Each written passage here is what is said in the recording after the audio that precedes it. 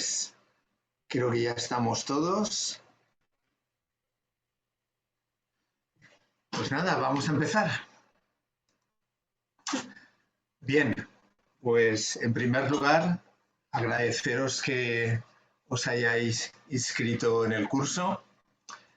Algunos habéis hecho también el curso que dimos sobre modelos de ecuaciones estructurales.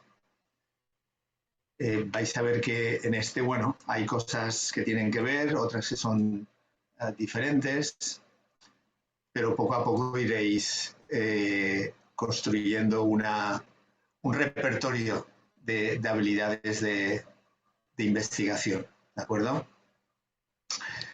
Bien, hoy vamos a hablar de los modelos de mediación. Ayer con Inés estuvisteis trabajando los modelos de modelación o modulación, reciben los dos nombres. Hoy vamos a ver los modelos de mediación y mañana con Ana veréis modelos en los que se combinan tanto mediación como modelación. ¿De acuerdo? Bien, pues voy a compartir mi pantalla y enseguida pongo en marcha la presentación y comenzamos. Si en algún momento queréis hacer alguna pregunta, abrid vuestro micrófono y me preguntáis directamente. ¿De acuerdo? Me podéis interrumpir en cualquier momento. Muy bien, pues nada, vamos allá. Voy a compartir la pantalla y ahora mismo vamos a ver la presentación que tenemos para hoy. ¿Veis todos la presentación? Sí. Sí, fenomenal. Muy bien, pues nada, vamos a empezar. Bien, pues hoy vamos a ver los modelos de mediación. Y lo primero que vamos a hacer es trabajar sobre la lógica de estos modelos. ¿Qué lógica subyace a los modelos de mediación? Luego veremos a ver una serie de métodos que se utilizan para ponerlos a prueba y luego todo eso que hemos aprendido lo aplicaremos con SPSS y Process, que es ese programa especial asociado a SPSS que ya conocéis. Y también trataremos de que aprendáis a interpretar los resultados obtenidos a partir de estos análisis. Bien, estos son los contenidos. Vamos a utilizar la versión 5 de Process, que es una versión que incorpora una novedad importante, que veremos en el punto 7. Respecto a la versión anterior, la versión 4, Process ahora permite estimar todos los modelos de mediación asumiendo que las variables que medimos, bueno, pues las medimos con cuestionarios generalmente y escalas de medida, y esos cuestionarios tienen un error de medida. Su fiabilidad no es perfecta. Veremos eso cómo se implementa con Process y también veremos las diferencias que produce. ¿Vale?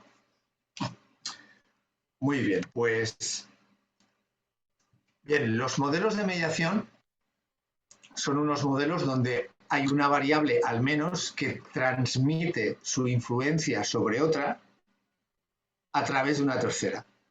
Aquí tenéis representado un modelo de mediación simple. Luego veremos algunos ejemplos.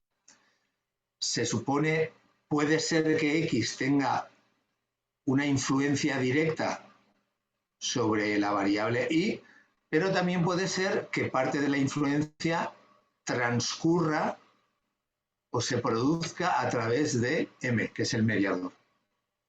Aquí veis la forma en que se suele denominar todas las relaciones o efectos que implica este modelo. Con estas letras A, B y C' se hace referencia respectivamente a la influencia de X sobre M, A, de M sobre I, B, y la influencia directa de X sobre I, C'. ¿Vale? Eso, por convenio, se ha adquirido esta manera de referirse a las variables. Y como veis, aquí tenemos una variable predictora o variable independiente, una variable dependiente o variable criterio y la variable mediadora, que es la que transmite el efecto de X sobre Y. Bien, los modelos de mediación son muy importantes en investigación, en ciencias sociales, en psicología y en otras disciplinas. ¿Por qué? Porque nos permiten descubrir o entender por qué X se relacionan con Y. Nos permite descubrir el mecanismo o el proceso que conecta X e Y. Y ahí tenéis varias citas de trabajos publicados que podéis utilizar para poner de manifiesto la importancia que tiene en la investigación el poner a prueba modelos de mediación. Yo a veces utilizo alguna de estas frases para resaltar la importancia de investigar un modelo de mediación, cuando es eso lo que estoy haciendo en algún trabajo. Aquí tenéis más. ¿Veis cómo hablan de un aumento o un refinamiento de la teoría, o lo que nos permite crear una ciencia verdadera o descubrir los mecanismos que conectan todas las variables, las dos variables X e Y? En fin, como veis, se ha escrito bastante sobre ese tema. Y también nos permite ver por qué ciertas intervenciones producen sus efectos. Aquí tenéis un ejemplo de un artículo publicado sobre job crafting. El job crafting es una estrategia de intervención en las organizaciones por la cual se enseña a los empleados, se les da cierta autonomía para empezar, pero luego se les enseña a que modelen o configuren su trabajo. Y se ha visto que eso mejora su bienestar. Ahora bien, ¿por qué mejora su bienestar? Porque incrementa las demandas retadoras que les hacen crecer, porque reducen las demandas nocivas que les perjudican, por ejemplo, la sobrecarga de trabajo, o porque aumenta sus recursos personales. Por ejemplo, les hace desarrollar habilidades.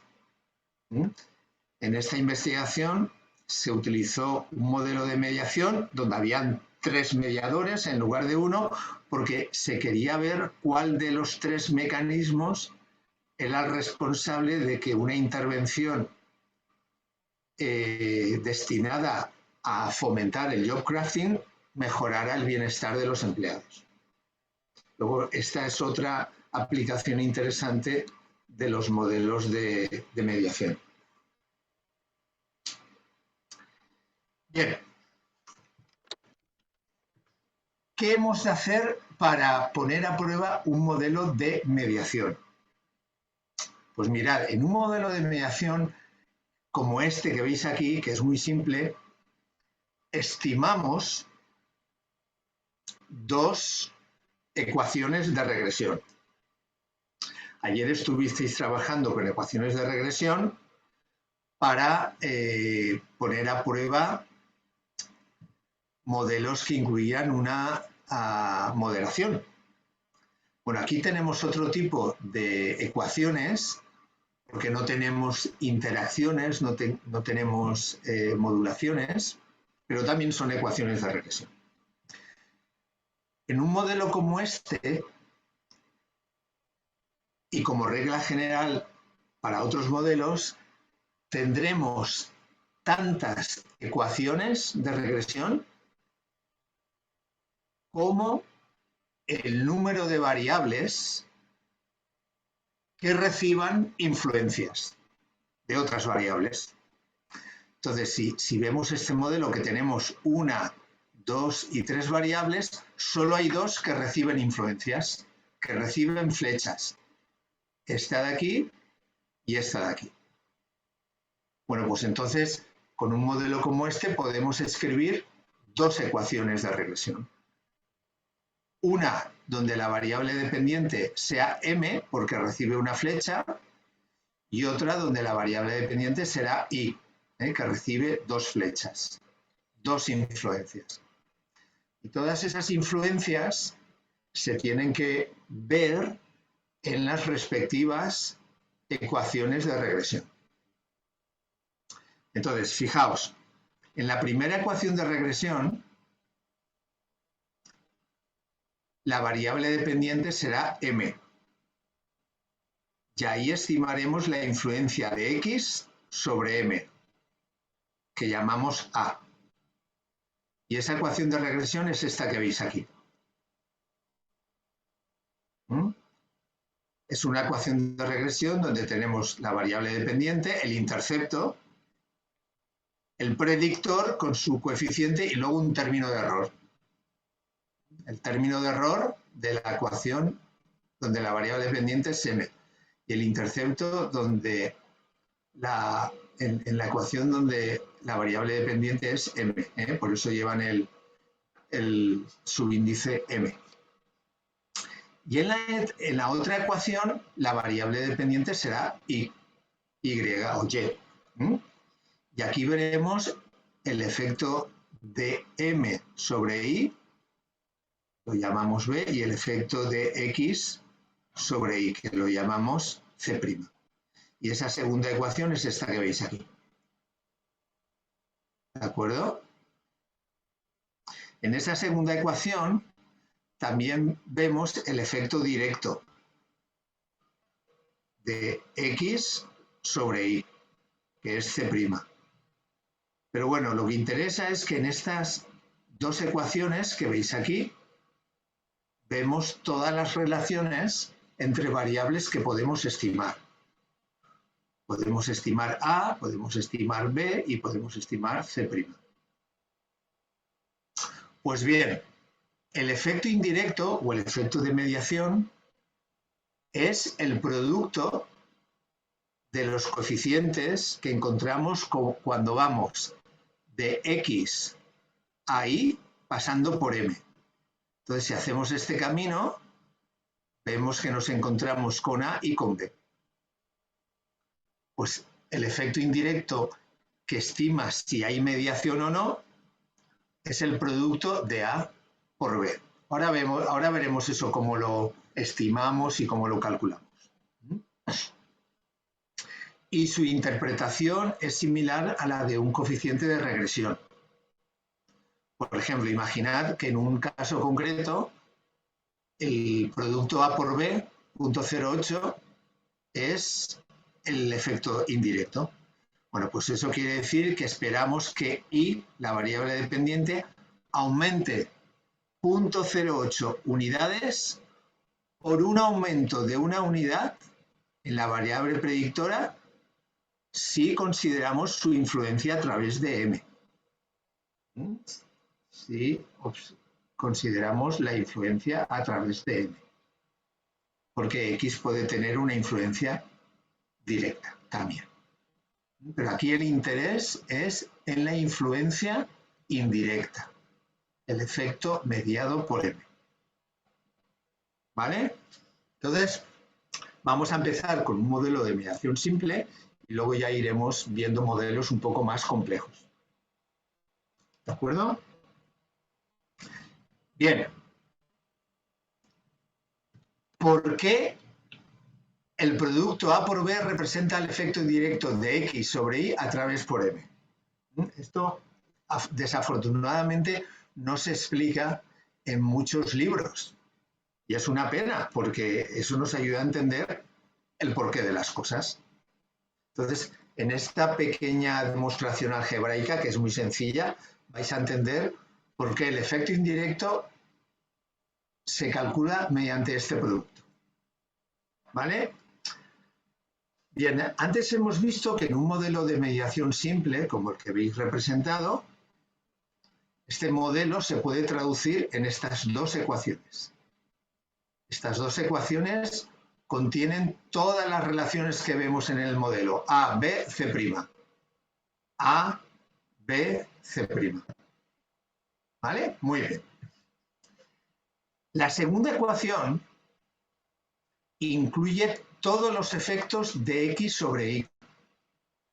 El directo, que llamamos C', y lo vemos aquí, que efectivamente sí que está, pero también el efecto indirecto a través de M. Y esto ya es más difícil de ver, porque yo aquí veo M, pero el efecto indirecto, que es A por B, yo aquí no lo veo. No lo vemos, pero está. Y ahora vamos a hacerlo aparecer. Sin hacer magia, simplemente con un poquito de álgebra. Muy simple. ¿Qué vamos a hacer para hacerlo aparecer? Bueno, pues en la segunda ecuación aparece una M que vemos aquí y precisamente en la primera ecuación tenemos una igualdad para M. Vemos que M es igual a toda esta expresión. Pues ahora vamos a sustituir en la segunda ecuación M por esa expresión. Y esto es lo que hemos hecho aquí. En lugar de M, ponemos una expresión equivalente. Sin más, una sustitución. Y ahora a continuación vamos a ejecutar este producto. Vamos a multiplicar B por todos estos términos. Y entonces tendremos B por el intercepto, B por AX, aquí lo tenemos, B por el término de error, aquí lo tenemos. Ya hemos ejecutado el producto. Y ahora vamos a reagrupar los términos. Por ejemplo, todos los que llevan el intercepto los ponemos juntos y aparecen aquí. Todos los que llevan el término de error los ponemos juntos y aparecen aquí. Y luego nos quedan C' por X y AB, ya ha aparecido AB por X. Fijaos que en esta ecuación sí que vemos el efecto directo C' y el efecto indirecto de X a través de M, que es AB. ¿De acuerdo? Entonces, ahora sí que hemos hecho aparecer tanto el efecto directo como el indirecto, que estaban contenidos en esta ecuación, pero no los veíamos. Fijaos, si tenemos un efecto directo y un efecto indirecto y ya no hay más efectos, podemos calcular el efecto total, que es la suma de los dos. Y esto es lo que nos dice esta expresión. C es el efecto total, que es la suma del efecto directo y del efecto indirecto. ¿De acuerdo? Bien, pues ¿está entendido esto? ¿Lo habéis visto? ¿De dónde sale el efecto indirecto? ¿Y Sí. por qué el efecto indirecto se calcula mediante el producto de A por B? Bueno, pues esta es la explicación. Muy bien. Seguimos. ¿Qué métodos se han utilizado para poner a prueba la significación estadística del efecto indirecto? Bueno, pues durante muchos años se estuvo utilizando el método de Baron y Kenny, que se suele llamar el método de los pasos causales, causal steps en inglés. Este método en la actualidad está en desuso, pero como ha sido tan popular, os lo voy a contar también para que veáis cuáles son los problemas que tiene y por ello no hay que usar, aunque de vez en cuando aún os lo podáis encontrar en algún artículo, en algún estudio, especialmente si ya tiene algunos años el estudio. Bueno, pues este método decía que para ver si había una mediación había que estimar tres variables, perdón, tres regresiones, tres ecuaciones de regresión. En la primera, regresamos el mediador sobre el predictor. Esta es la ecuación que hemos visto antes. Una de las ecuaciones que hemos visto antes, ya me he pasado, esta de aquí. Muy bien. Pero luego decía que había que regresar la variable dependiente sobre la independiente. Esto ahora ya no se hace, porque esto tiene una serie de problemas. Ahora lo veréis. Y la tercera ecuación había que regresar la variable dependiente sobre la mediadora y la predictora, dando lugar a esta ecuación que también la hemos visto nosotros antes. O sea que la diferencia radica en esta ecuación que ahora sabemos que no es necesaria. Bueno, pues Barón y Kenny decían, bueno, una vez se han estimado estas tres regresiones, hay que cumplir las siguientes condiciones. Una, X debe afectar al mediador. Es decir, el coeficiente A, que estima esa relación, ha de ser estadísticamente significativo. La segunda condición era que en esta ecuación de regresión X debía afectar a Y. Es decir, la relación directa C, este es el efecto total, debía ser estadísticamente significativo. Esto es problemático y ahora no se asume. Ahora veremos por qué. Y luego, en la tercera ecuación, debía haber una relación significativa entre M e I, es decir, entre la mediadora y la variable dependiente. Esta relación debía ser estadísticamente significativa. El problema radica aquí. Esta condición no es necesaria para que haya un efecto indirecto. ¿Por qué? Porque ahora tenemos muy claro que puede haber una mediación incluso cuando el efecto total C no es estadísticamente significativo. Y ahora veremos algunos casos. Por ejemplo, cuando hay mediación competitiva. ¿Qué es eso de mediación competitiva? Bueno, pues hay un efecto indirecto, por ejemplo, que es positivo, y el efecto directo es de la misma magnitud y negativo. Si esta cantidad es negativa y esta es positiva, el efecto total, ¿qué ocurrirá? Que será muy cercano a cero. Pero daos cuenta que estamos diciendo que el efecto indirecto es positivo y significativo. Sin embargo, puede ser eso verdad y ver que el efecto total, o C, es cero. Si aplicáramos Barón y Kenny y observáramos esto, diríamos que no hay mediación. Pero esa conclusión es errónea. Porque hoy sabemos que hay casos como este, donde, fijaos, hay un efecto indirecto positivo, más por más es más, y hay un efecto directo negativo. Y el efecto indirecto positivo y el directo negativo se compensan y se anulan. Con lo cual, eso provoca que C, el efecto total, sea prácticamente cero. Este es un caso de mediación competitiva que muestra que puede haber un efecto indirecto cuando el efecto total, C, cuando regresamos y sobre X sin ninguna variable más, es prácticamente cero. Pero, sin embargo, puede haber un efecto indirecto positivo y significativo. ¿Vale? Bien, esto ocurre porque a veces este efecto directo C'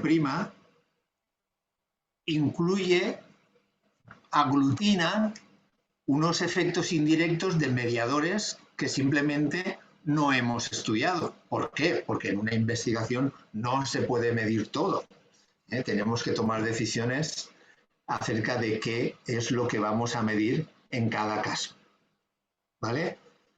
Pero el mensaje con el que os tenéis que quedar, y vais a ver otro caso, es que no es necesario que si regresamos y sobre X, el efecto C sea significativo.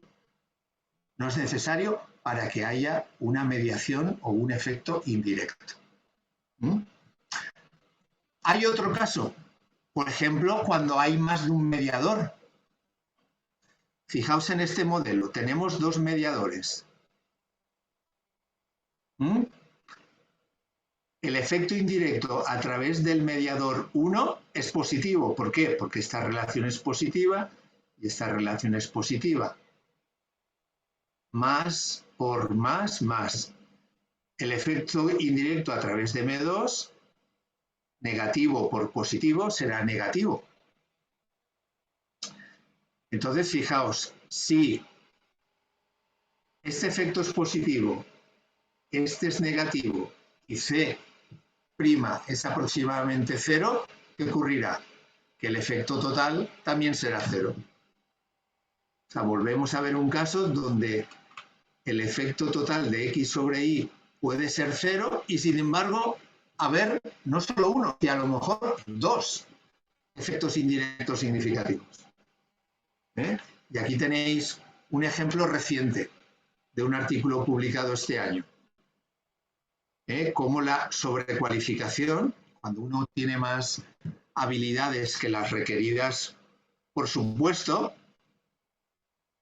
se relaciona con ayudar a los demás en el trabajo.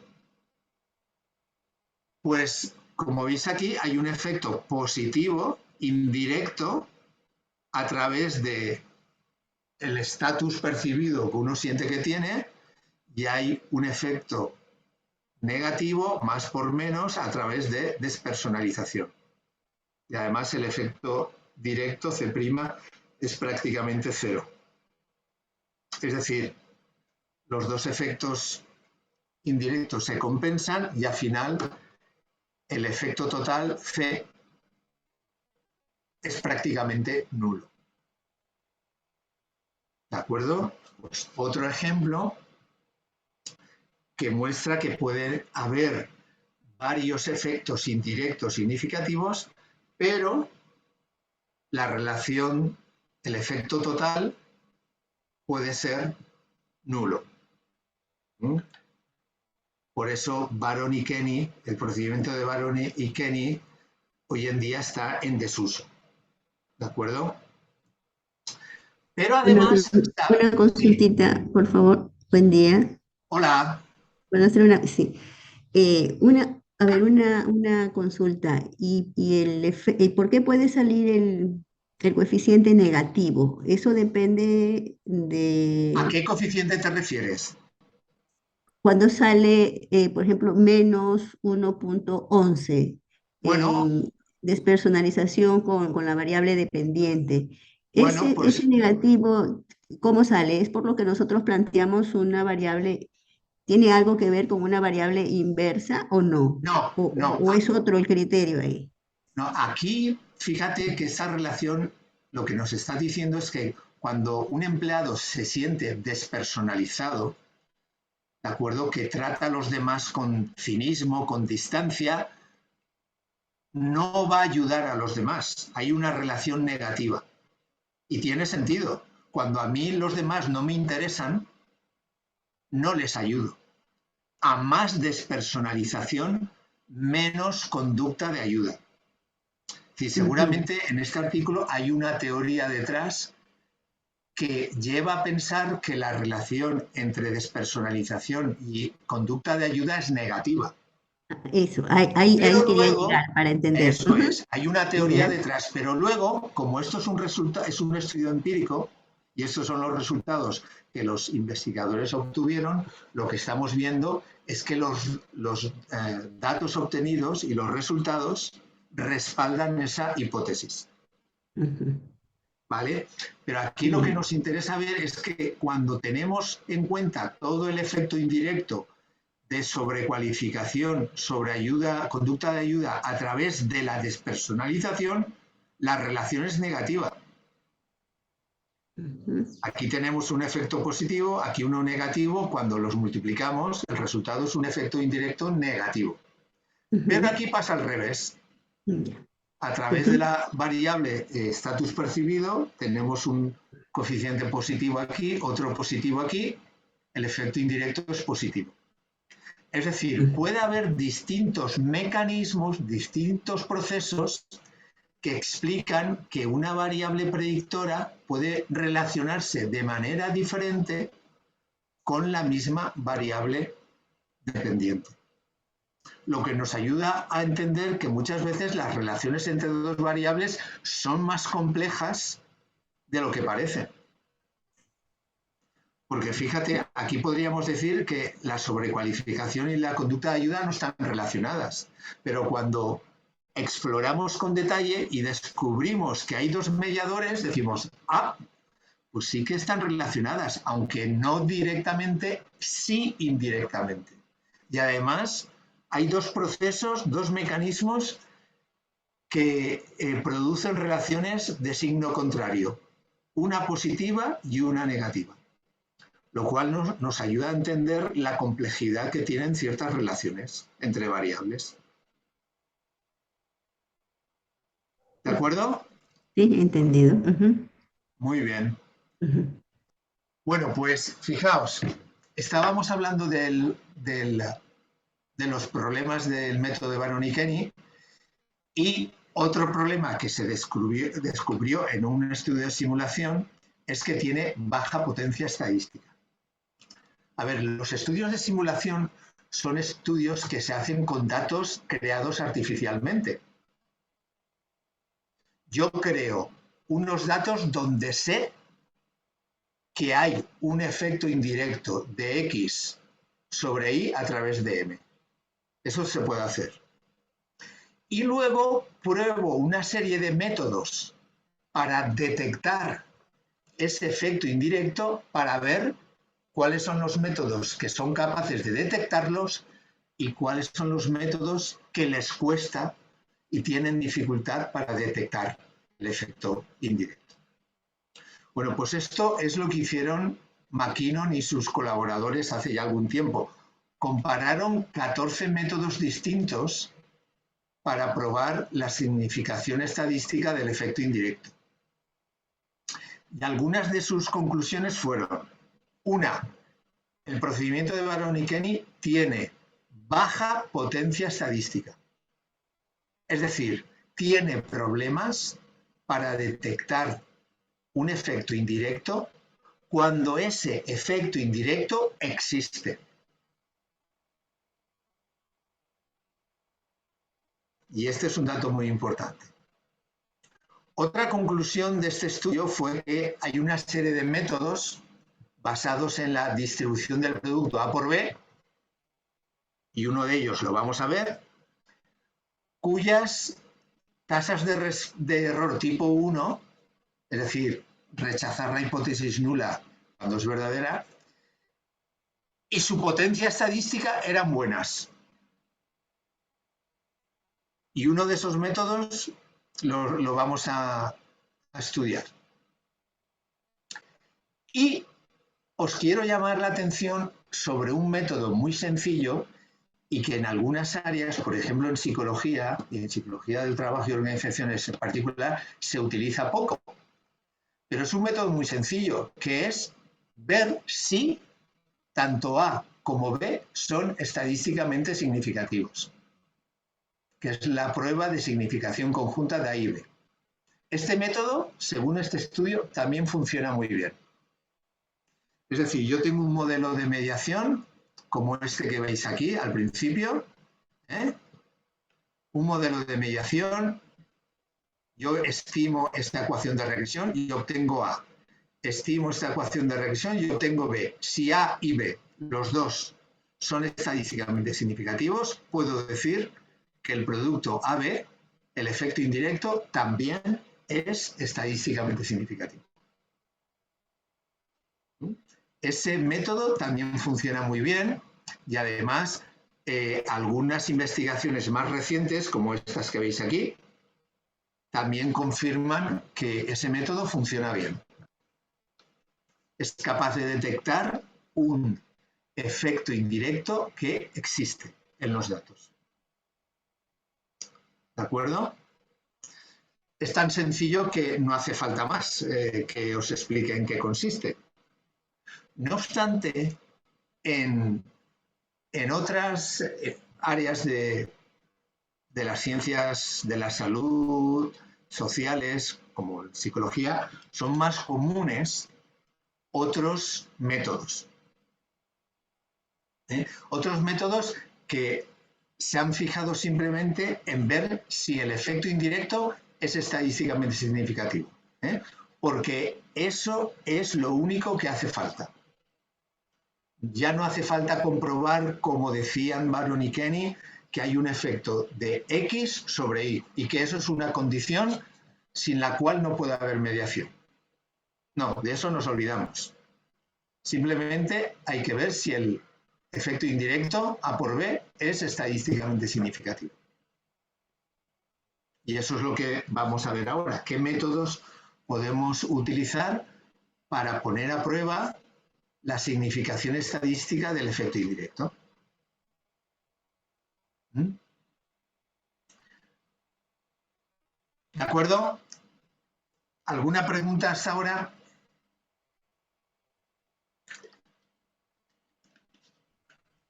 ¿No? Todo bien, todo bien, todo bien.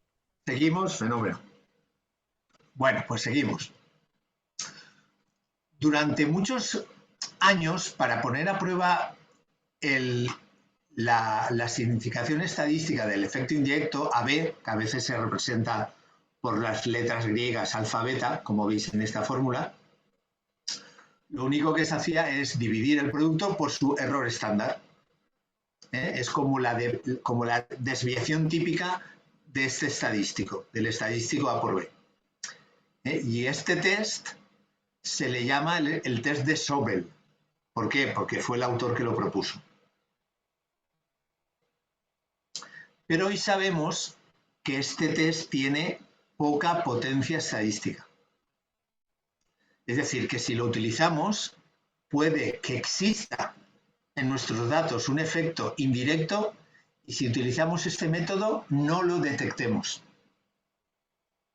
Claro, y eso es un problema, porque si tenemos una hipótesis que dice que existe un efecto indirecto, lo que deseamos es detectarlo.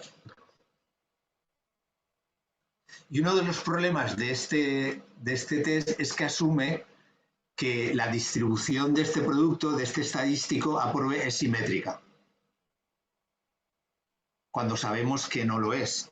Cuando se obtiene su distribución muestral, vemos que no, que es asimétrica y además con una punta muy, muy marcada, con alta kurtosis. Por lo tanto, este método también ha quedado en desuso por este problema.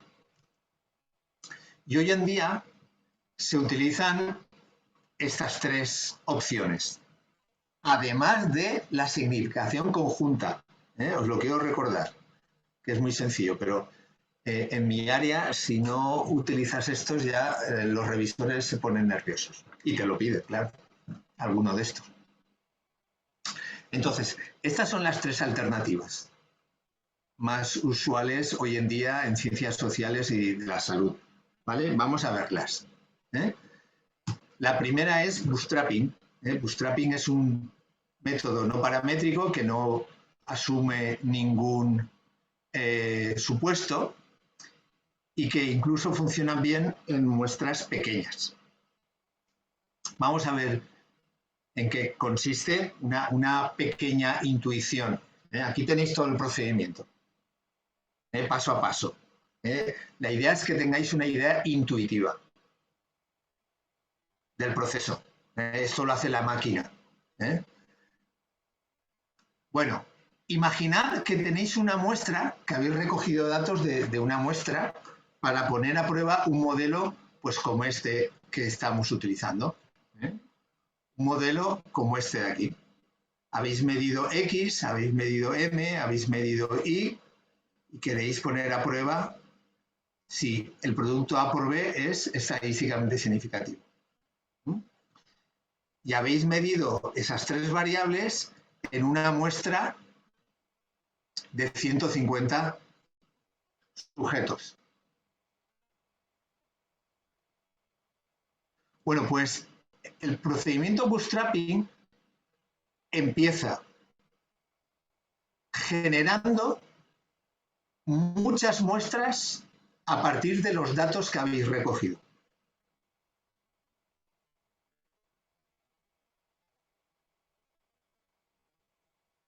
¿Cómo procede? Pues imaginad, tenéis una muestra de 150 sujetos, ¿vale? Pues ahora de esos 50 sujetos se coge aleatoriamente un sujeto. Imaginaos, el sujeto 98. Y se toma nota de sus puntuaciones en las tres variables, X, M e Y. Y se toma nota. Ese es el primer sujeto de la primera muestra de esas 1000 que se van a crear. Una vez se ha tomado nota de los valores de ese sujeto vuelve a la muestra original. Y se repite el proceso. Ahora voy a escoger el segundo sujeto de la muestra primera de esas 1000. Entonces voy a la muestra original y cojo otro sujeto. Y ahora es el sujeto, antes había salido el 98, pues ahora por azar, pues sale el sujeto 5. Cojo el sujeto 5 y miro sus puntuaciones en X, en M y en Y. Y las anoto. Ya tengo el segundo sujeto de la primera de esas 1000 muestras. Y así sucesivamente hasta que tengo los 150 sujetos de esa muestra que he creado artificialmente con los datos observados en mi muestra. Pero claro, tengo solo una. Ahora ese proceso lo tengo que repetir 999 veces más. ¿Por qué? Porque así es como genero 1000 muestras de un tamaño igual a 150 utilizando los datos que yo he observado. Es una muestra, es una manera de generar artificialmente muestras a partir de datos reales que no nos hemos inventado. ¿Vale? Por eso se llama muestreando con reemplazo, es decir, porque yo selecciono un sujeto, anoto sus valores en las variables y ese sujeto vuelve otra vez a la muestra para realizar la siguiente elección. Y es una manera artificial de generar 1000 muestras. ¿Y para qué quiero 1000 muestras? Pues quiero 1000 muestras porque si yo en cada muestra puedo calcular el efecto indirecto, a continuación puedo generar una distribución muestral de ese efecto directo. Si tengo 1000 muestras y en cada una de las 1000 calculo el producto A por B, al final que voy a tener 1000 valores A por B. ¿Qué puedo hacer con esos 1000 valores? Puedo calcular la media.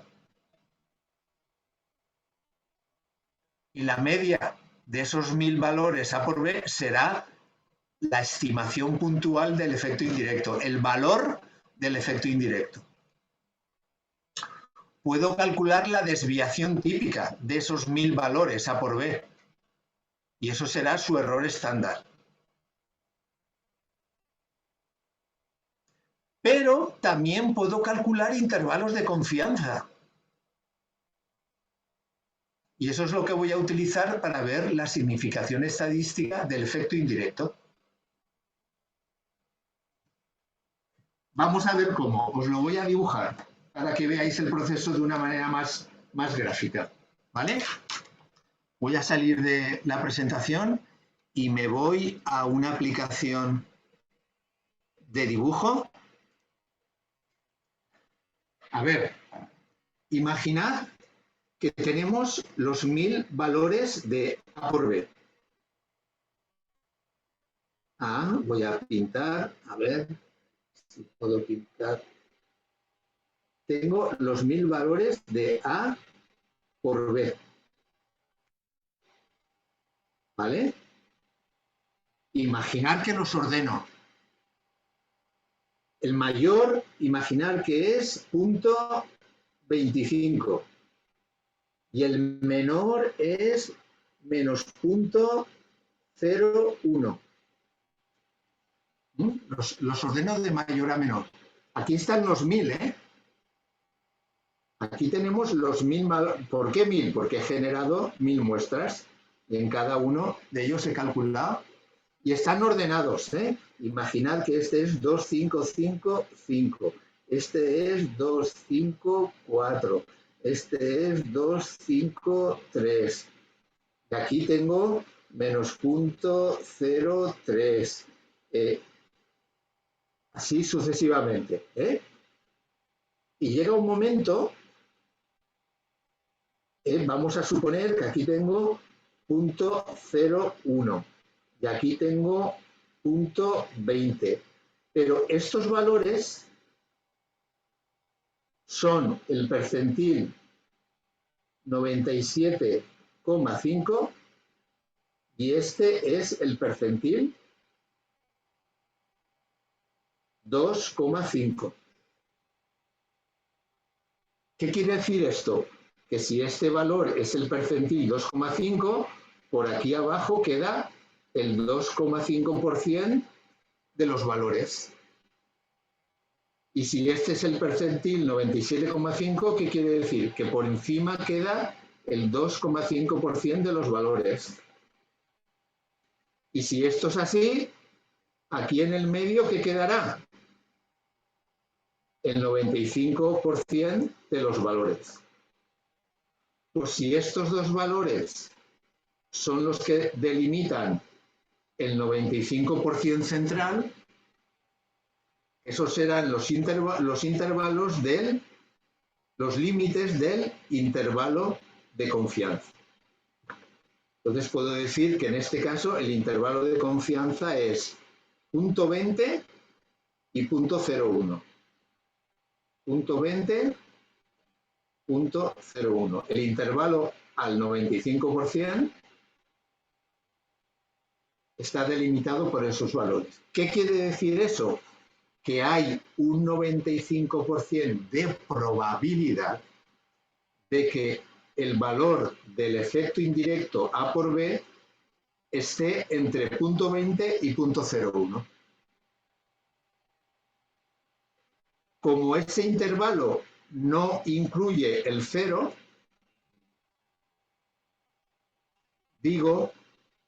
concluyo que el efecto indirecto A por B es estadísticamente significativo.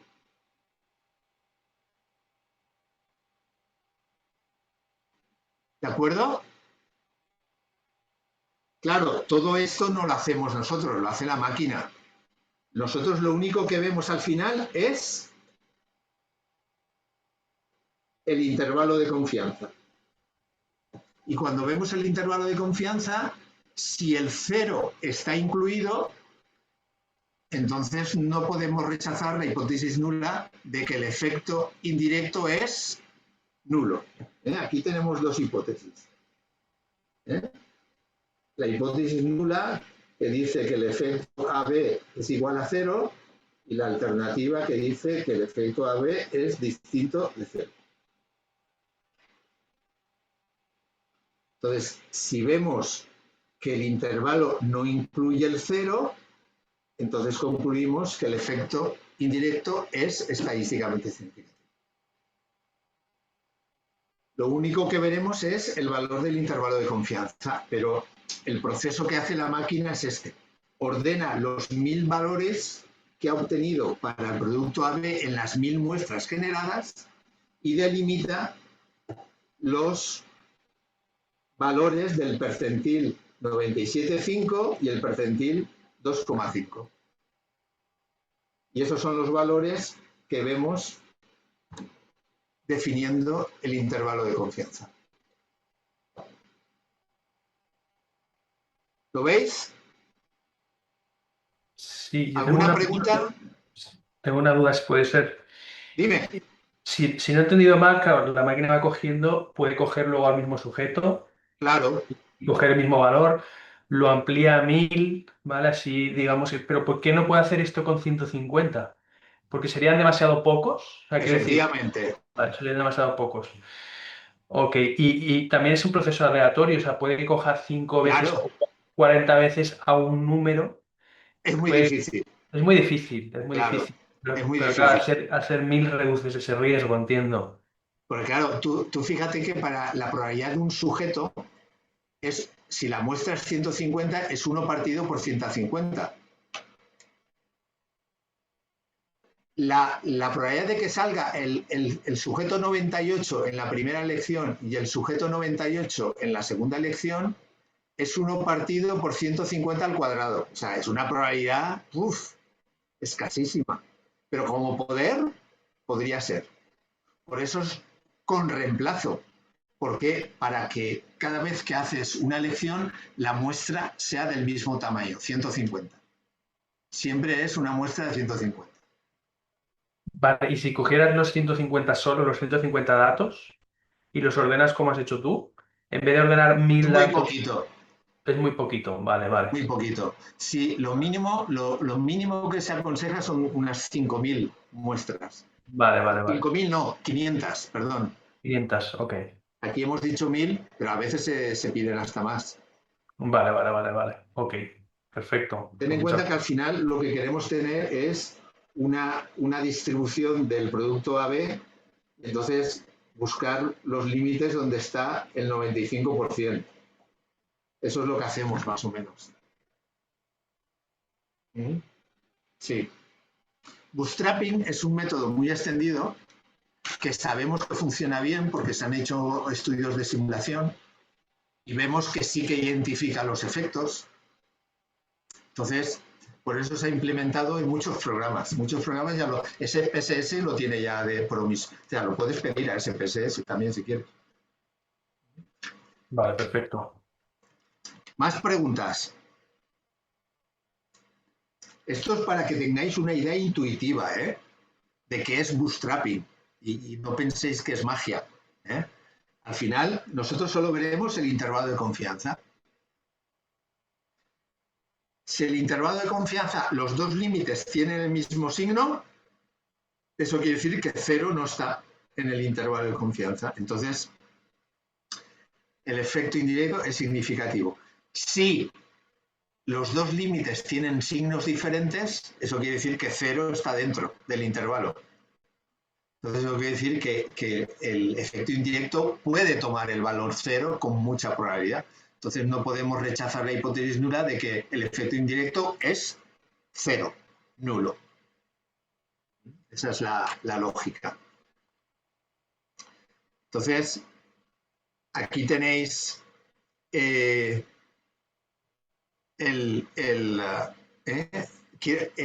cambiado esta última línea, conforme a vuestros apuntes veréis que tenéis una línea aquí diferente. Aquí he especificado que el límite superior y el inferior son el percentil 97,5 y el 2,5, que delimitan ese intervalo de confianza del 95%. Aquí, así creo que está un poquito más claro.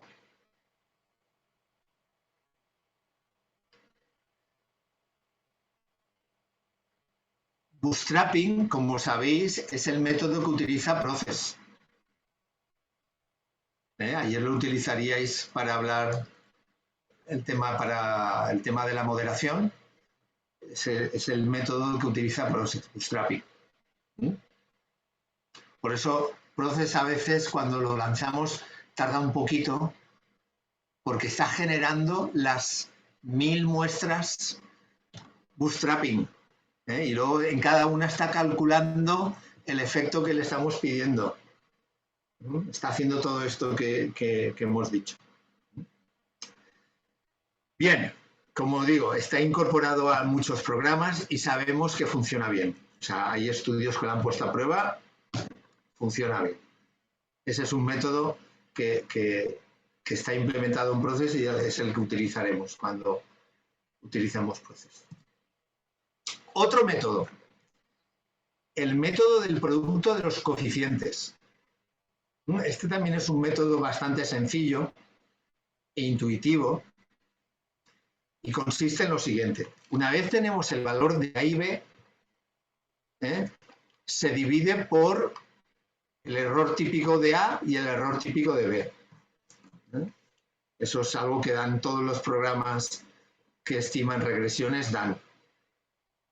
Luego lo veremos también. Y cuando tenemos esos valores, calculamos los coeficientes A y B, pero como estandarizados. Por eso se pone Z de A o de alfa y Z de B o de beta. Es el coeficiente A o B, alfa, beta, dividido por su desviación típica, por su error estándar. Y cuando se tienen esos coeficientes estandarizados, se multiplican. Y esta variable, la variable P, es una variable producto de dos variables supuestamente aleatorias. Igual que conocemos algunos modelos de distribución de probabilidad, por ejemplo, conocemos la distribución de probabilidad asociada con la curva normal. Conocemos la distribución de probabilidad de la T de Student. Conocemos el modelo de probabilidad de la F de Snedeker, de la G cuadrado. Hay muchos modelos de distribución de probabilidad. Bueno, pues un señor que se llamaba Craig, hace ya un tiempo, hizo unas tablas para la distribución de probabilidad de una variable que es producto de otras dos, pues como aquí. Bueno, si utilizáramos esa tabla de distribución de probabilidad, sabríamos que cuando el producto es igual a mayor a 2,18, la probabilidad asociada a ese valor es menor que 0,05 y entonces podemos decir que el producto AB es estadísticamente significativo. Pero eso no lo vamos a hacer, no vamos a utilizar ni esas tablas de distribución de probabilidad ni nada. ¿Por qué? Porque hay una herramienta en Internet que nos permite utilizar ese test. Si hacéis clic en este enlace, os llevará a esa herramienta.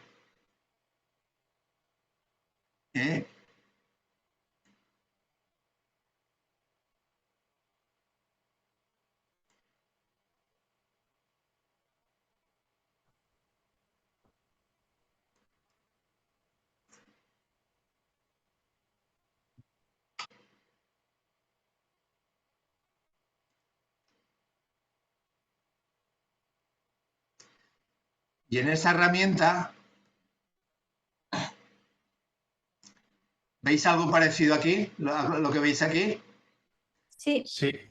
Pues lo único que tenéis que hacer, luego lo haremos, tenéis que introducir el valor de A, el valor de B, la desviación típica o standard error de A, la standard error de B, esto es el nivel de significación, el mínimo es 0,05, Y esto es la correlación entre A y B, que generalmente se deja igual a 0 porque normalmente o es 0 o es .00003, es decir, lo dejamos 0.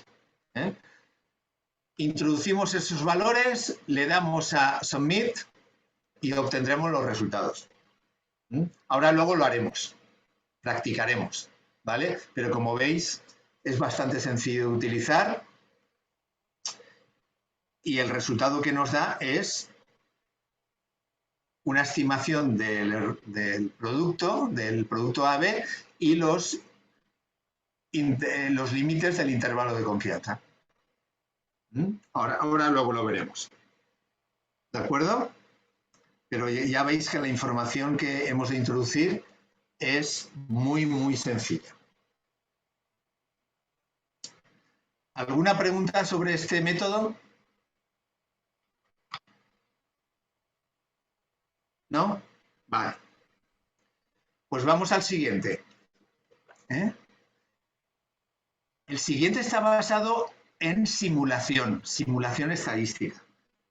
A los métodos de simulación estadística se les llama métodos Monte Carlo.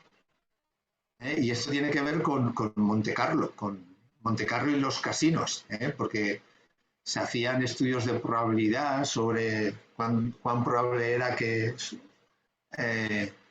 se diera cierto resultado en los juegos de azar, ¿vale?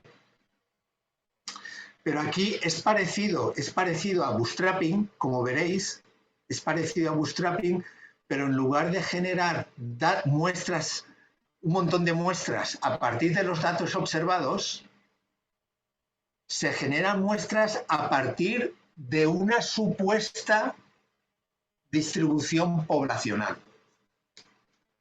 Ahora también os voy a dar una idea intuitiva, simplemente intuitiva, pero al final es muy parecido a bootstrapping. Lo de ordenar resultados y ver los límites que definen el 95%, eso es lo mismo. Pero cómo generar los datos es diferente. Porque en bootstrapping utilizamos los datos que hemos observado y en Monte Carlo utilizamos los coeficientes que hemos estimado en la muestra. No los datos directamente observados. Los coeficientes que hemos estimado. Entonces, simplemente para que tengáis una idea intuitiva, vamos a ver en qué consiste Monte Carlo. Bueno, pues imaginad que A, B o alfa, beta y sus desviaciones típicas son estimadas en una muestra. Vamos a suponer, como en el primer caso, tenemos una muestra de 150 sujetos y hemos medido X, M e Y. ¿Vale? Y en esa muestra, ¿qué hemos hecho? Pues algo muy sencillo. Hemos estimado estas regresiones. Hemos estimado esta regresión y obtenemos A y su error estándar. Hemos estimado esta regresión y obtenemos B y su error estándar. ¿Vale? Y esos son los valores que representamos mediante alfa con sombrerito y beta como sombrerito. Esos son valores de la muestra. Pero vamos a suponer que fueran los valores también de la población. ¿Vale? Y vamos a suponer que A y B o alfa y beta son unos coeficientes que tienen una distribución normal. Y con todos esos supuestos podemos simular la distribución conjunta de A y B, de alfa y beta. Estos son coeficientes de regresión. A y B son ni más ni menos que A y B. A y B. ¿Vale? Se simula una población y una distribución de A y B. Entonces, ahora imaginaos que esta es la representación gráfica de la distribución conjunta de A y B. Bueno, pues yo ahora voy a seleccionar al azar 1000 valores de esa distribución. Y cada vez que seleccione un valor, por ejemplo, selecciono este valor de aquí. Y cuando selecciono este valor, ¿veis mi cursor con la flechita? Sí. Sí, bueno, pues este valor que selecciono al azar, ¿con qué valor de alfa y con qué valor de beta se corresponde? Pues vamos a imaginar que se corresponde a un valor de alfa que viene aquí, que sería 0.1, por ejemplo, y un valor de beta de 0.2. Pues si alfa vale 0.1 y beta 0.2, el producto será 0.02. El producto AB será 0.02. Pues ya tengo un valor, el primer valor de los 1000, 0.02. Ahora cojo otro valor al azar, y este de aquí. Y este valor se corresponde con un alfa de 0.2, pongamos por caso, y con un beta de menos 0.1. ¿Cuál es el producto? Menos 0.02. Pues ya tengo el segundo valor. Y esta operación la hago 1000 veces. Con lo cual al final tendré 1000 valores de A por B. ¿Verdad? Y con esos 1000 valores de A por B puedo obtener la distribución de A por B o alfa beta. Y lo mismo, los puedo ordenar de la misma manera que he hecho antes para obtener el intervalo de confianza. Lo mismo, lo mismo que habíamos hecho, el final es el mismo. Obtengo 1000 valores, pero que los he generado de una manera distinta, busco los valores que delimitan el 95% central y esos son los valores del intervalo de confianza. Y lo mismo, si el 0 está dentro, el efecto indirecto no es significativo. Si el 0 está fuera, el efecto indirecto sí es estadísticamente significativo. ¿Vale? Pero ya os digo, la conclusión es similar, pero la generación de los datos es distinta. En Bootstrap partimos de la muestra observada. En Monte Carlo generamos a partir de los parámetros estimados en una muestra una distribución muestral teórica. Y ahí vamos escogiendo al azar 1000 puntos, multiplicamos sus A y B y nos dan 1000 valores del producto A por B. Y ya está. Lo bueno de todo esto es que sabemos que los tres métodos funcionan bien. Y otra cosa es que este método se puede utilizar en varias herramientas en Internet. Esta es otra herramienta para utilizar Monte Carlo que se puede utilizar fácilmente. Ya lo utilizaremos después. Pero no vamos a hacer todo el procedimiento, simplemente le daremos los datos que nos pide y pondremos a prueba el efecto indirecto. ¿De acuerdo? Entonces, 3 métodos para poner a prueba el efecto indirecto. Bootstrapping, el método del producto de los coeficientes y el método Monte Carlo. Los 3 funcionan muy bien. Pero además tenemos el método de la significación conjunta, no lo olvidemos, que ese no le vamos a dedicar más atención porque es muy sencillo, pero también está ahí y hay que tenerlo en cuenta. Bien. Bueno, pues vamos a poner lo que hemos aprendido en práctica. ¿De acuerdo? ¿Qué vamos a hacer a continuación? Vamos a estimar si existe un efecto indirecto en 3 variables que hemos medido y que tenéis en una base de datos. Vamos a hacer todo el procedimiento usando simplemente SPSS. No vamos a utilizar Process todavía. ¿Por qué? Porque Process lo que hace es automatizar SPSS. Y hace más cosas, pero básicamente lo que hace es automatizar SPSS. Y quiero que eso lo veáis. Y con un ejemplo sencillo vamos a poner a prueba el mismo efecto indirecto con SPSS solo y luego con Process. ¿De acuerdo? Muy bien, pues entonces vamos a ello. Este es el modelo que vamos a poner a prueba. Y los datos que vamos a usar están aquí, en esta base de datos que se llama regresión mediana.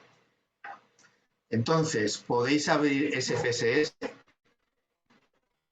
y cuando lo hayáis abierto, vais al menú Análisis, Regresión Lineal. Aquí yo he puesto el pantallazo de la versión en inglés de SPSS, pero bueno, Análisis, Regresión Lineal. No vamos a utilizar Process, ¿eh?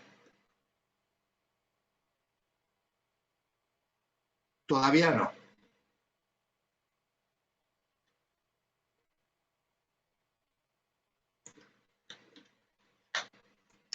¿Tenéis ya todos el cuadro de diálogo abierto?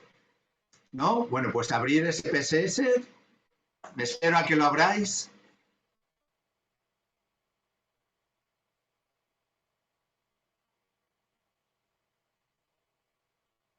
Mientras tanto, tenía una pequeña duda, si puede ser. Sí, dime. Que a la hora de publicar, ¿tiene la misma fuerza una muestra de 150 aplicando estos procesos que alguien que pueda, por lo que sea, coger una muestra ya de 1.500 personas y hacerlo sin estos procesos? Hombre, vamos a ver. Aquí también los usos y costumbres de tu área de trabajo serán una referencia importante, ¿eh? Por ejemplo, en el área donde yo trabajo, una muestra de 150 es muy común. ¿De acuerdo? Y date cuenta que cuando utilizamos bootstrapping estamos creando muestras, muchísimas, 1000 muestras. Y sabemos que bootstrapping funciona bien en muestras pequeñas. Entonces, toda esa información te da evidencias para defender ese método. Vale, perfecto. ¿Eh? Muy bien. ¿Tenéis todos abiertos ya SPSS? Sí. Fenomenal. Bueno, pues entonces, cuando vais a regresión lineal, se abre este cuadro de diálogo y aquí tenemos que especificar la primera ecuación de regresión. Y recordad que la primera ecuación de regresión es la regresión donde la mediadora, que es estrés laboral, se regresa sobre la predictora, sobrecarga laboral. Y eso nos permitirá estimar la influencia de sobrecarga sobre estrés. ¿Vale? Entonces, fijaos, aquí hemos dicho, en este modelo, ¿cuál es la variable dependiente? La mediadora, porque estamos centrados ahora aquí. Entonces, en este modelo, la dependiente es la mediadora, pues la ponemos aquí. Y la predictora, sobrecarga, pues seleccionamos sobrecarga y la pasamos aquí. ¿De acuerdo? ¿Lo habéis hecho ya? ¿Lo tenéis? Sí. Vale, pues entonces hacemos clic en aceptar y os resultará esto que veis aquí. Observaréis esto que veis aquí.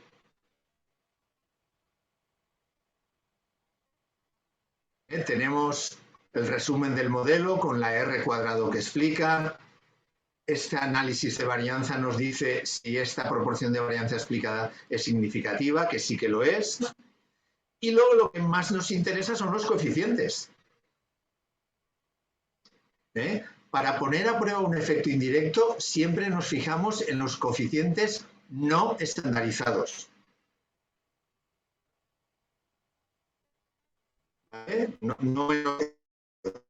Nos fijamos en los no estandarizados. Vemos que el coeficiente que estima la influencia de sobrecarga sobre estrés, positivo, 0.417, su error estándar o desviación error, y es estadísticamente significativo, porque la probabilidad asociada es menor a 0.05.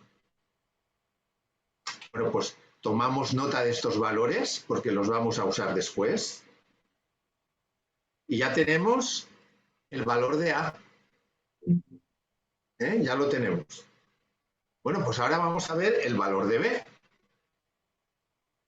Y para obtener el valor de B hemos de regresar satisfacción sobre las variables que tienen una influencia sobre ella, es decir, estrés y sobrecarga. Aquí están las dos. X, sobrecarga, M, estrés. Bueno, pues ahora, en el cuadro de diálogo, la variable dependiente es satisfacción. Y las variables predictoras son sobrecarga y estrés, que son las dos que tienen un efecto sobre ella. Entonces hemos de pasar a dependientes satisfacción laboral y aquí donde aparecen los predictores, sobrecarga y estrés. Y cuando hayamos especificado el modelo,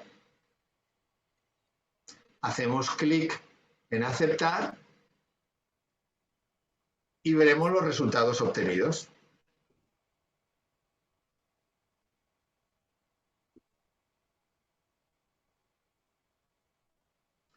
Y si vamos a la sección de los coeficientes, vemos el efecto de estrés sobre satisfacción negativo, como cabe esperar, a mayor estrés, menor satisfacción, y además que es estadísticamente significativo. Sin embargo, el efecto directo de sobrecarga sobre satisfacción, una vez hemos tenido en cuenta el efecto de estrés, no es estadísticamente significativo. Pero aquí lo que nos interesa es el valor de B, menos 0.41. Pues ya lo tenemos.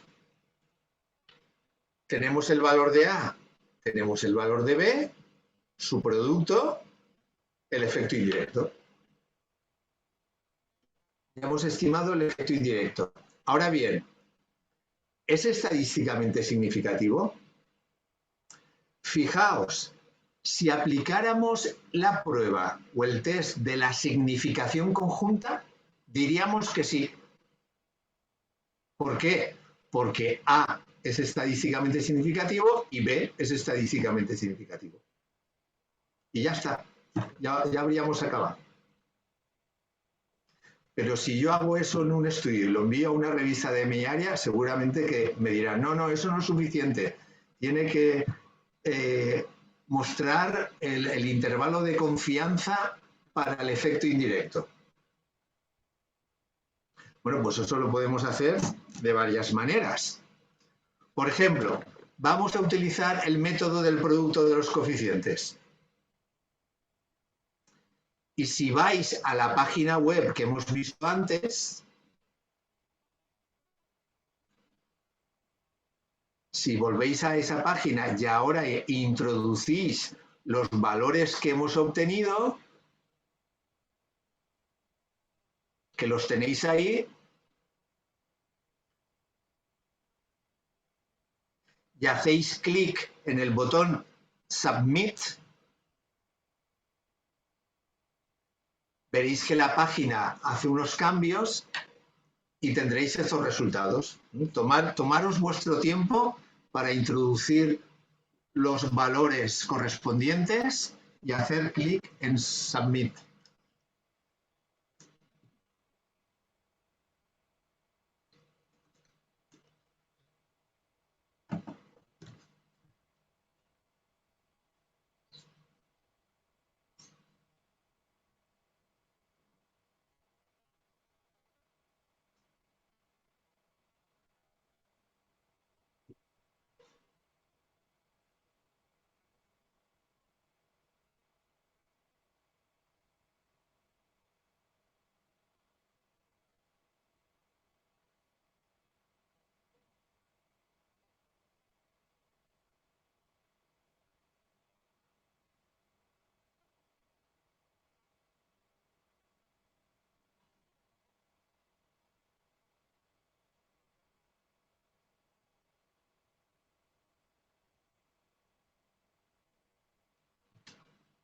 ¿Lo tenéis ya?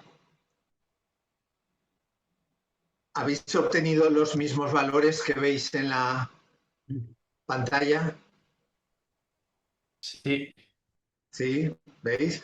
Fijaos, en la sección de resultados, bueno, arriba tenéis el PDF y el artículo donde se presentó este método y esta herramienta. Aquí tenéis que para un valor de A igual a este y su desviación típica, un valor de B igual a este con su valor está, el efecto indirecto es menos 0.172. Bueno, eso ya lo sabíamos porque nosotros ya lo habíamos calculado, ¿verdad? Ya lo habíamos calculado, pero bueno, nos da también el valor. Y dice, el intervalo de confianza que incluye el 95% de probabilidad es definido por menos 0.205 menos 0.141. ¿Incluye el 0 ese intervalo? No incluye el 0. No. Luego podemos inferir que el efecto indirecto es estadísticamente significativo. Significativo. Ujú. Y lo que veis aquí abajo es la distribución muestral del efecto indirecto. Este valor, el puntito representa el menos 0.17, está entre menos 0.2 y menos 1. Esto que veis aquí es el intervalo de confianza, el 95%, y como veis la distribución muestral no es normal. ¿Por qué? Porque tiene mucha punta y está un poquito escorado hacia la derecha. O sea, la distribución del producto no es simétrica, como veis ahí, ni normal. Por eso el test de Sobel no sirve. Porque el test de Sobel asume que la distribución del producto es normal y aquí vemos que no.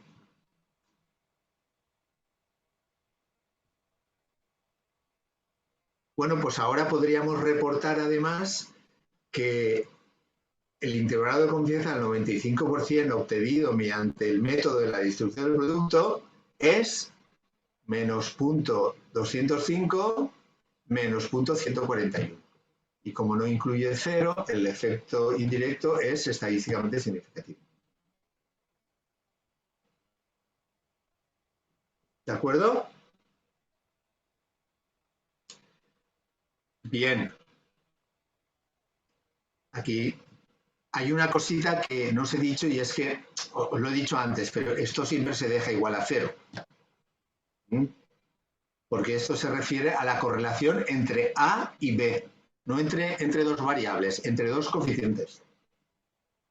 Y luego aquí tenéis los valores que vemos en este párrafo. Esto es el valor medio de esta distribución muestral.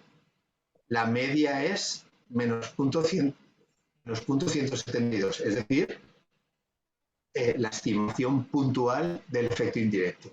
Su error estándar, lo tenemos aquí, y estos son lower limit, upper limit. Límite inferior, límite superior. ¿De acuerdo? Ahí tenemos toda esa información.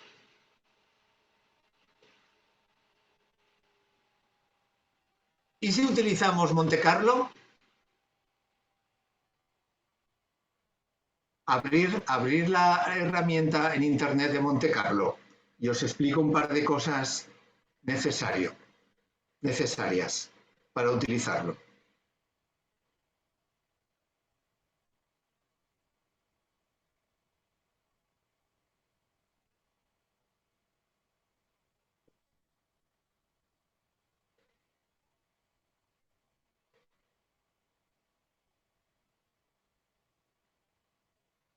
¿La tenéis abierta ya? ¿Sí? Muy bien. Bueno, lo bueno de esta página es que aquí abajo explica, da las instrucciones sobre cómo usarla. ¿Vale?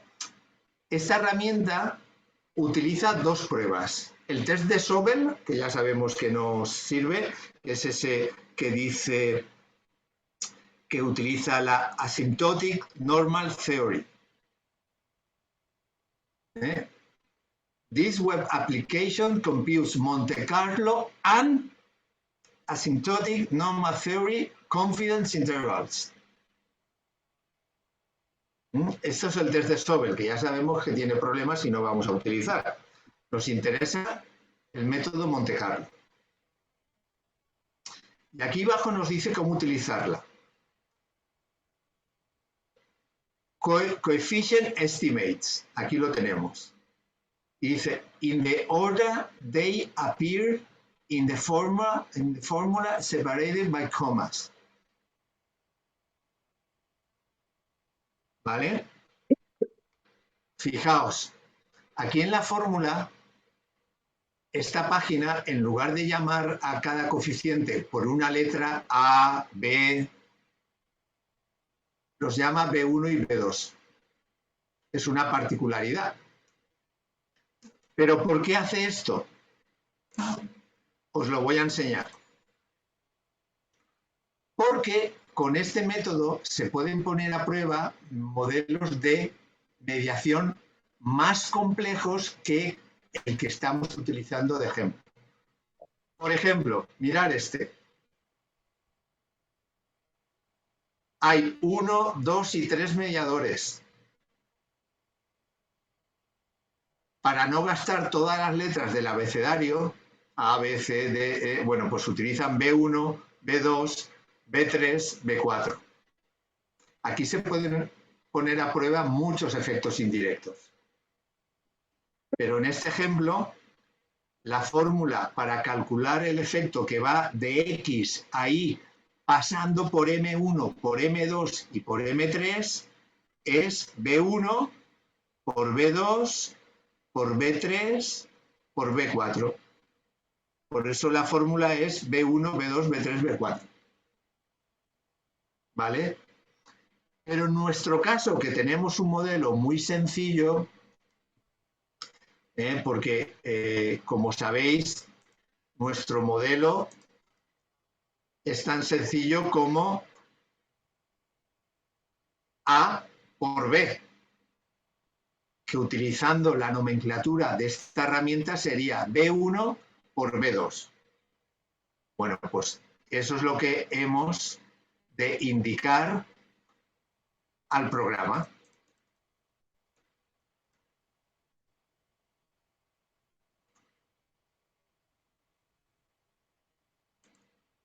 Esta es la fórmula que hemos de escribir aquí, B1 por B2. Así el programa ya sabe que se trata de un modelo de mediación simple.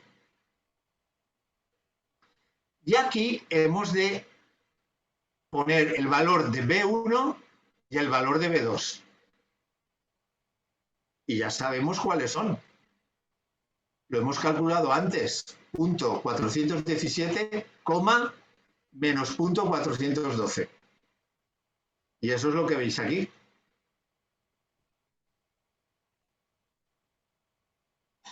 ¿Verdad?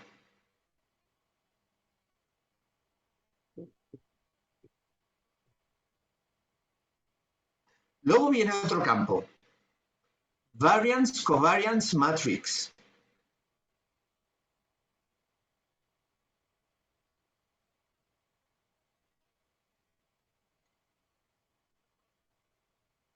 Fijaos, esta no es la matriz de varianza-covarianza de las variables. No, es la matriz de varianza-covarianza de los coeficientes, de A y B. De estos coeficientes, de A y de B. ¿Y cómo la vamos a formar? Bueno, pues aquí la tenemos. Esta es la matriz de varianza-covarianza. Las covarianzas son cero. Las covarianzas y las correlaciones son cero. Esto ya lo hemos dicho antes. Aquí en el método anterior, las correlaciones en este caso son cero, las covarianzas son cero. ¿Y las varianzas? Bueno, los programas de regresión nos dan el error típico, que era 0,28. Y los programas de regresión tenemos este valor aquí. Esta es la desviación típica, asociada al coeficiente. Bueno, pues si esta es la desviación típica, el cuadrado de ese valor será su varianza. Y ese es el valor que ponemos aquí. Si cogemos el error estándar, que es la desviación típica del coeficiente 0,28, lo elevamos al cuadrado, el resultado es 0,001. Y eso es el valor que vemos aquí. Pero fijaos, lo vemos aquí porque lo hemos escrito aquí antes. Si leéis estas instrucciones, nos dice, forma la matriz de varianza-covarianza entre los coeficientes A y B. Esto lo podéis hacer en un papelito aparte. Y luego, cuando lo tengáis formado, esta matriz es simétrica. La diagonal principal, que es la que estoy marcando, divide en dos la matriz, en dos mitades simétricas. Entonces, si nos fijamos solo en la inferior, que es esta de aquí, le hemos de comunicar al programa, a esta herramienta, los tres valores. ¿Cómo? Primera fila, de arriba a abajo, y luego la siguiente fila. Entonces, si cogemos la primera fila, 0,001. Luego el 0, y luego en la segunda fila, solo nos fijamos en la mitad inferior, 0,01. Entonces tenemos que indicarle al programa 1, 2 y 3 valores. 1, 2 y 3 valores. Cuando yo le escribo esos valores al programa, veréis que luego el programa me dará este dibujito que por ahora vosotros no tenéis. Porque ahora lo que tenéis que hacer es, en la herramienta que habéis abierto en Internet, escribir estos valores. Cuando tenemos el valor de los coeficientes, tenemos los elementos de la matriz de varianza-covarianza entre los coeficientes, la fórmula de cálculo del efecto indirecto y el nivel de significación. Hacemos clic en Submit y el programa ejecutará.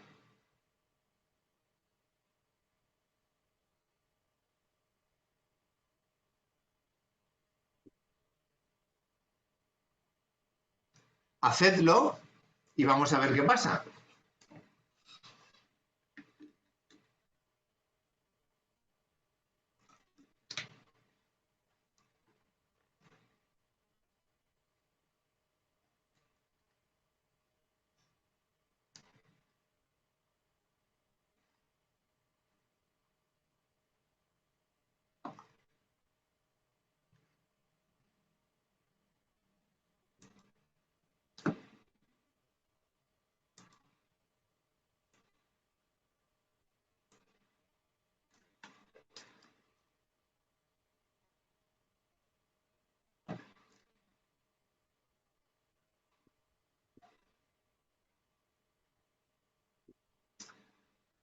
¿Lo tenéis?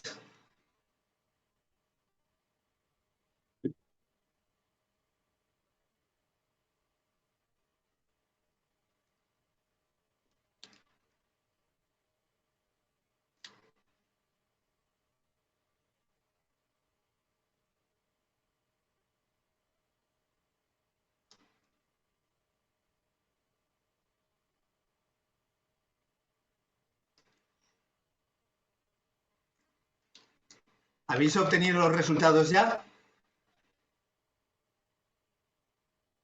A mí me da un error. Debo haber metido mal algún número. Estoy mirando todo, Sí. pero... Me pasa lo mismo, me da un error. Mirar a ver si os habéis dejado las comas, separando los valores. eh, Que a veces pasa.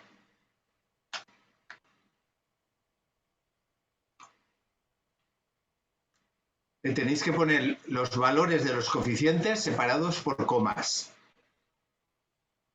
Luego, no os equivoquéis al poner un 0 y pongáis una O mayúscula también. ¿Eh? Otro error típico. Vale, ahora sí. Es que el primer, donde pone variance covariance matrix, había puesto un punto entre el 001 y el primer cero. Claro. Y Y ahora los tres elementos tienen que estar separados por comas. sí, correcto. Siempre. Perfecto. ¿Vale? Ahora sí. Ahora también. Sí, Bueno, pues si veis, cuando tenéis los resultados, tenemos ahí en el parrafito resultados, lo primero que aparece es los resultados por el método Monte Carlo. Y nos dice, the point estimate and the 95% Monte Carlo confidence interval are, y nos dice el point estimate y los valores del intervalo de confianza. Intervalo de confianza, los dos límites negativos, luego no incluye 0. Luego nos da el test de Sobel, pero ese nos interesa. Y abajo tenemos un resumen de los dos test, de las dos pruebas, Monte Carlo y Sobel. Fijaos también lo diferente que son las distribuciones muestrales desde cada método. El test de Sobel asume una distribución normal, el de Monte Carlo no.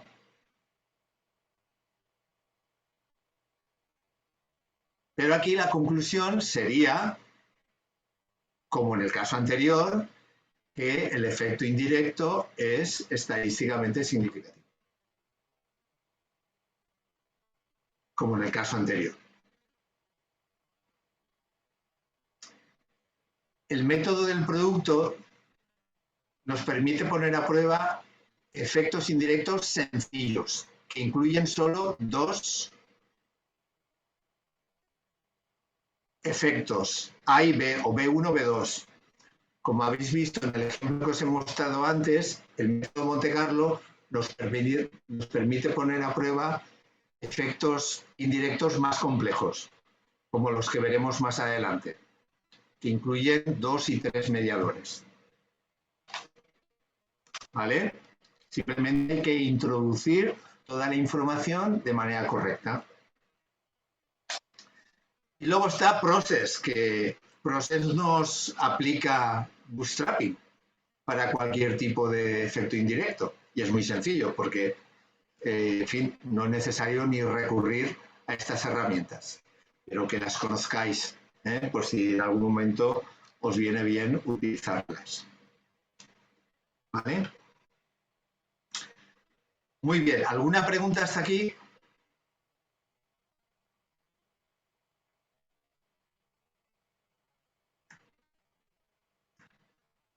Bueno, pues ya hemos utilizado el método del producto de los coeficientes y el método... Sí, retomando el asunto de la muestra, hablábamos de 150. Entiendo que si bajamos de 100 con 80 o 90 participantes, no procedería a utilizar estos estudios de mediación o de moderación, ¿verdad? a ver, si no tienes más remedio, cuanto más grande sea la muestra, mejor. También dependerá de la población a la que quieras hacer generalizaciones, ¿no? Pero sabemos que bootstrapping con muestras pequeñitas suele funcionar bien. Es una alternativa. O sea que en caso de apuro podía ser defendible. Sí, muchas veces las restricciones prácticas nos imponen limitaciones que nos impiden llegar a muestras muy grandes, ¿no? Sí, efectivamente, caso es diferente. es el caso. Y dependiendo de la población de referencia, pues muestras más grandes o más pequeñas pueden ser más o menos defendibles, pero bueno, sabiendo que bootstrapping funciona bien en muestras pequeñitas, pues lo podemos utilizar como argumento para utilizarlo en ese caso, en el caso de que tengamos una muestra pequeña. Vale, de acuerdo, gracias. Muy bien, pues nada. Bueno, otra página para utilizar Monte Carlo. Es otra página que podéis utilizar, la de Christopher Fisher. Y bueno, no pasa nada, podéis practicar. Esto es un ejercicio que haremos más adelante si tenemos tiempo y si no, lo podéis utilizar para practicar. Todo lo que hemos hecho lo volvéis a practicar utilizando esta base de datos y otra vez un modelo bastante sencillito. Si tenemos tiempo, lo haremos luego al final, ¿vale? Prefiero que ahora adelantemos porque como este año tenemos esa novedad de Process, quiero que nos dé tiempo a explicarla antes de acabar la sesión de hoy. Lo que vamos a hacer es poner a prueba el modelo que acabamos de poner a prueba, pero con Bootstrapping y Process. Y así vemos cómo los resultados son obviamente los mismos, no podrían ser de otra manera. Porque Process lo único que hace es automatizar lo que hemos hecho antes con SPSS. Simplemente eso. Y aparte, hacer la prueba de bootstrapping para el efecto indirecto. ¿De acuerdo? Entonces, ya sabéis que cuando utilizamos Process tenemos que ver qué modelo es el que se ajusta a nuestro modelo de investigación. Entonces, el modelo 4 de Process es el que utilizamos cuando tenemos solo un mediador, una variable predictora y una variable criterio. ¿Vale? Es este modelo similar al que tenemos aquí arriba, que es el que queremos poner a prueba. Ya conocemos las variables que vamos a utilizar en la base de datos regresión mediada. Entonces, pues ahora vamos a llamar a Process. Menú analizar, regresión, y ahí vemos que abajo aparece la opción Process versión 5, que ya la habéis utilizado.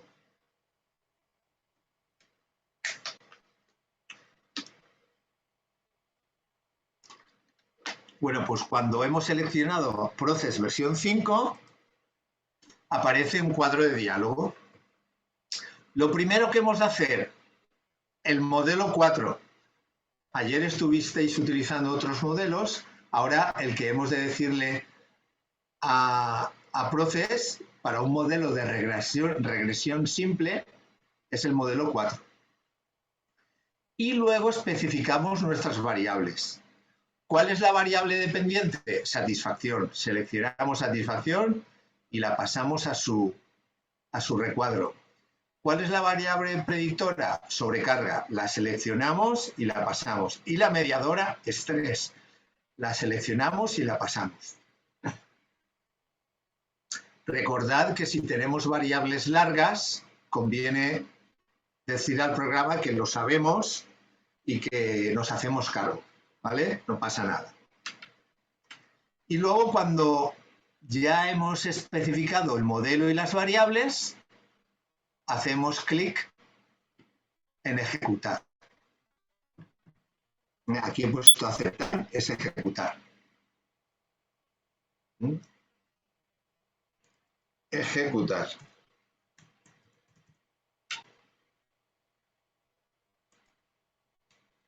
Lo corregimos, pero bueno, queda claro. ¿Vale? Y entonces ahora vamos a ver los resultados. Primera parte de los resultados. Fijaos lo que ha hecho Process. Process ha ejecutado dos ecuaciones de regresión. Por eso está separado. En una ha regresado estrés sobre sobrecarga. que es lo mismo que habíamos hecho nosotros cuando utilizamos regresión. Hemos regresado estrés sobre sobrecarga y obteníamos estos valores. Bueno, pues ahora Process ha hecho lo mismo y obviamente los resultados obtenidos son los mismos. Este es el valor de A, su error estándar. El valor de B ha regresado satisfacción sobre sobrecarga y estrés, que es lo mismo que nosotros hicimos con SPSS en la segunda ecuación de regresión. Satisfacción sobre estrés y sobrecarga. Y con estos resultados. Bueno, pues Process hace lo mismo y con los mismos resultados. Aquí tenemos 4 decimales en lugar de 3, como SPSS, con el redondeo de SPSS, pero bueno, los mismos resultados. ¿Vale? Y luego de esta sección de resultados, Process nos da la prueba del efecto indirecto por medio de bootstrapping. Nos dice el valor del efecto indirecto, su error estándar según el método bootstrapping y el límite inferior y el límite superior obtenidos mediante el método de bootstrapping. Y en este caso, fijaos, una cosa que no hemos caído en la cuenta, porque por omisión,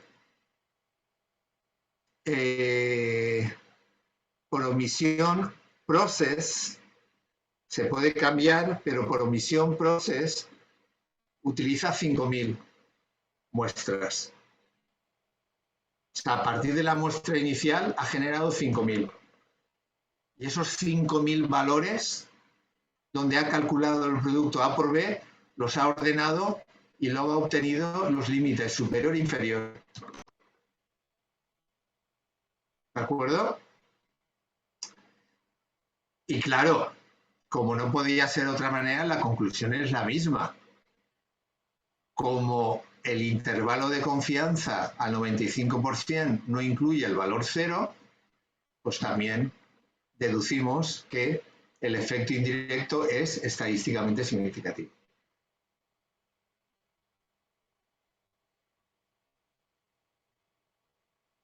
¿De acuerdo? Sencillo, ¿verdad? Con Process todo se automatiza. Lo único que hay que hacer es definir el modelo, ¿verdad? Y luego ejecutarlo y saber interpretar los resultados. La primera parte ya la conocíamos porque es lo mismo que hemos obtenido mediante regresión con SPSS. En la segunda ya tenemos la prueba del efecto indirecto mediante el método de bootstrapping, que es el método que utiliza Process por omisión.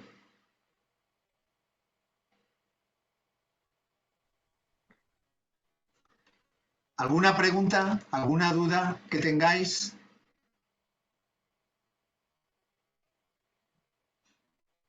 ¿No? Sí, aquí una consultita para poder Dime. ir entendiendo la parte estadística con la parte teórica, creo, un poquito, ¿no? Y eso me Muy ayuda. bien. Entonces, al decir que hay un efecto indirecto significativo, ¿no? Porque no está Claro. incluyendo el 0, ¿no? En Muy el bien. intervalo de confianza. Entonces, para entenderlo esto en la parte teórica, estamos diciendo que entonces la sobrecarga o el estrés laboral sí es una variable mediadora entre la sobrecarga y la satisfacción laboral. Eso Muy es lo bien. Muy bien. Porque estos serían los valores de las relaciones que hemos estimado. Como sabemos que hay un efecto indirecto, podemos decir que la sobrecarga laboral tiene un efecto indirecto negativo sobre la satisfacción laboral a través de el estrés laboral. Sí, cierto, tal y como has dicho. Bien, ya, eso me quedó claro. Y cuando hablamos de un efecto directo, que es la primera parte del proceso, del efecto directo, digamos El así, efecto directo es este. ajá, ya, El esa efecto es directo una, es este. ya, entonces esa es la parte cuando se trabaja la primera ecuación, No, o quizás te no. estás refiriendo al efecto total y a la condición de Baron y Kenny. Y el Va- efecto total es diferente a un Sí, efecto, al efecto indirecto. Es otro concepto el sí, efecto sí, sí, total sí, cuando porque hablamos de efectos.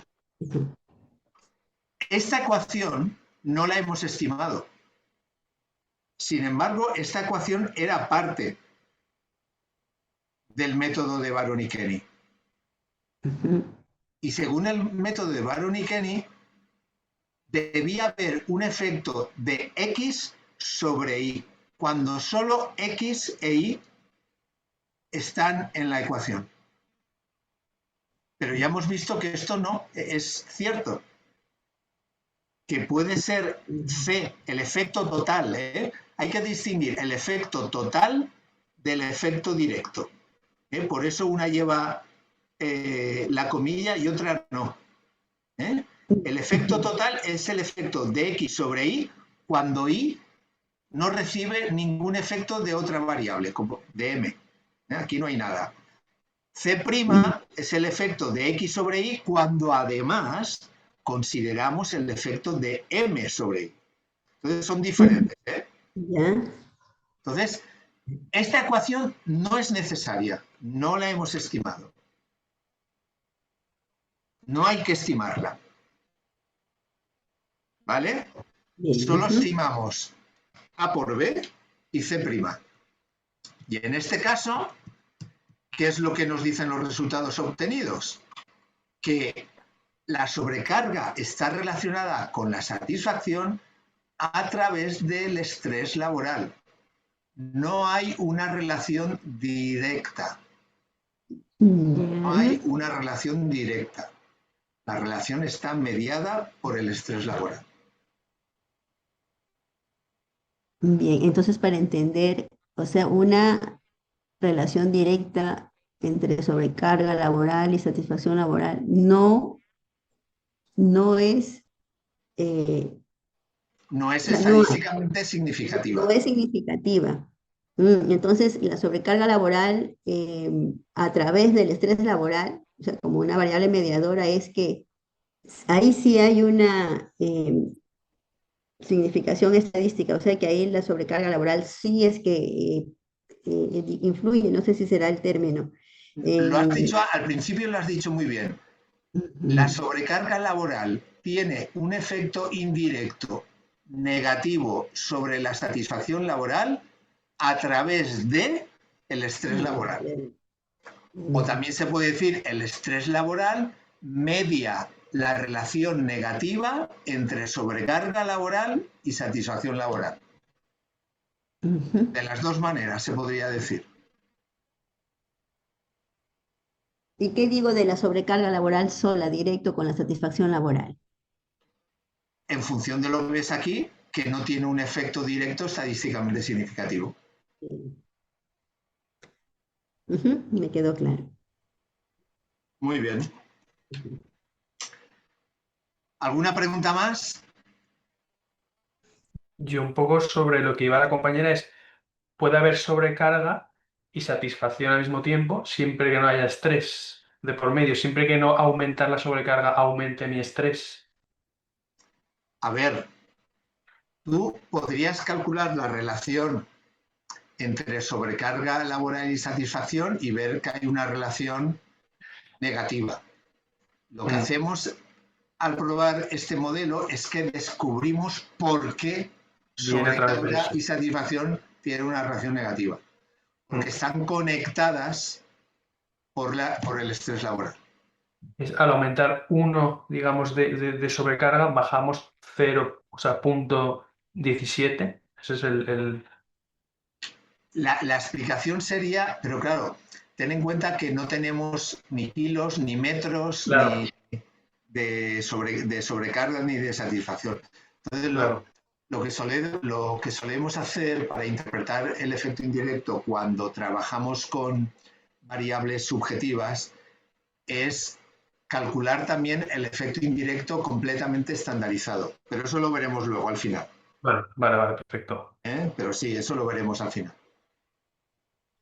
Lo que podemos decir es que cuando aumenta la sobrecarga, disminuye la satisfacción porque la sobrecarga aumenta el estrés y el estrés disminuye la satisfacción. Esa es la explicación. Perfecto. ¿Vale? Y bien, lo único que os quiero decir ahora, antes de hacer un descanso, es que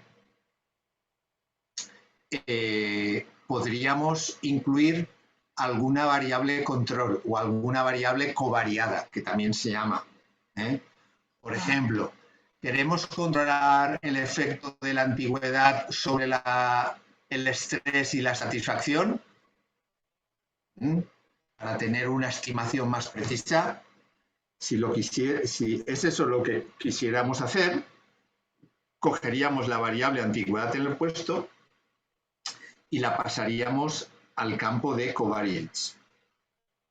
Esto simplemente para controlar el efecto que tiene esa variable sobre la mediadora y la variable dependiente. ¿Vale? Y entonces, al hacer esto y ejecutar, tenemos la antigüedad como una predictora más en los modelos.